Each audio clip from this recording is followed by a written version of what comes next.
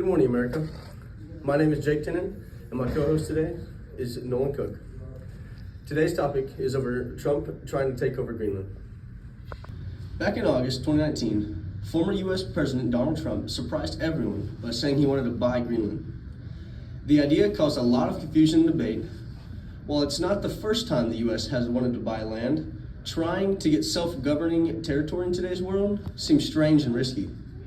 Trump said the reason for his idea was Greenland's great location and valuable resources. He didn't see it as just cold island, but as an important piece of land in the Arctic.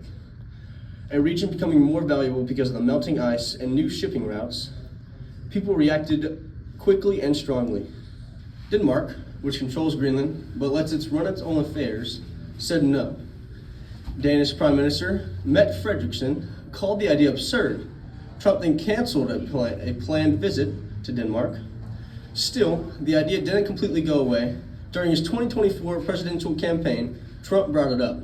Again, he said it was going to be a smart and bold move that would help America's safety and economy in the changing world.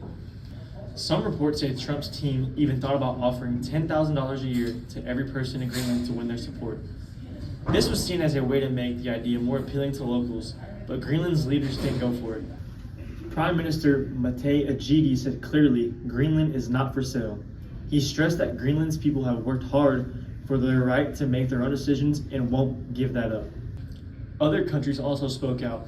Leaders like Germany's Olaf Scholz and France's Jean-Louis Drian said the idea was wrong. They warned that trying to buy land like this could set a bad example and go against the basic rules that protect countries' borders. Their concerns weren't just about Greenland, they were about keeping peace and fairness in the world. In the U.S., the reactions mostly follow party lines. Many Republicans liked the idea.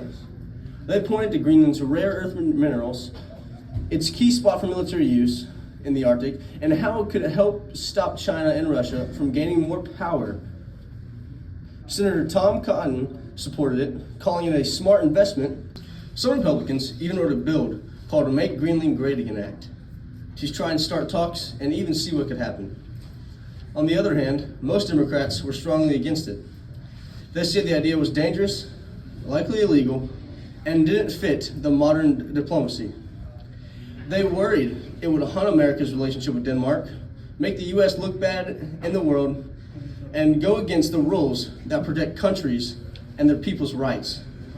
Many Democrats felt the idea showed Trump's habit of treating foreign policy like a business deal, not a partnership.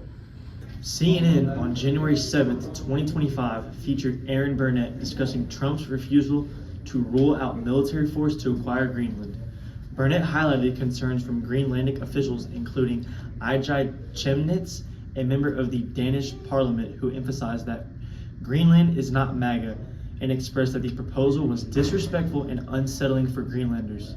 The segment underscored the potential violations of international law and the destabilizing effects on global relations. NBC News, in a March 29, 2025 interview with Kristen Welker, presented a more direct approach. President Trump asserted, "We'll get Greenland, yeah, 100%, indicating a strong commitment to the acquisition, even suggesting that military force was not off the table. The interview also noted Vice President J.D. Vance's visit to Greenland's U.S. Space Force base, highlighting the administration's strategic interest in the region.